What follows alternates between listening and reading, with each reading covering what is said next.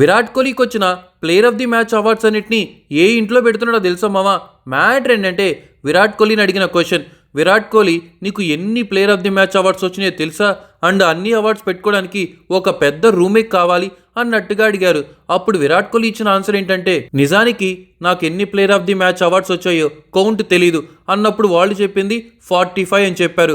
And అలాగే విరాట్ కోహ్లీ ఇలా చెప్పాడు, నాకు వచ్చిన ప్రతి player of the match awards నేను మా మదర్కి సెండ్ చేస్తాను.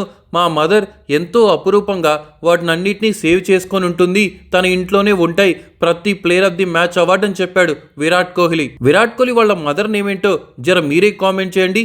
డై హార్ట్ ఫ్యాన్స్ అయి ఉంటేనే తెలుస్తుంది. ఇంకా ఓవరాల్ గా ఇంటర్నేషనల్ క్రికెట్ ఫార్మాట్ లో అన్నిట్లో తను అందుకున్న అవార్డ్స్ వచ్చేసరికి 71. అదే నెంబర్ 1 ప్లేస్ లో ఉంది సచిన్ టెండూల్కర్ గారు, 76 ఆర్ 77 లో ఉన్నారు.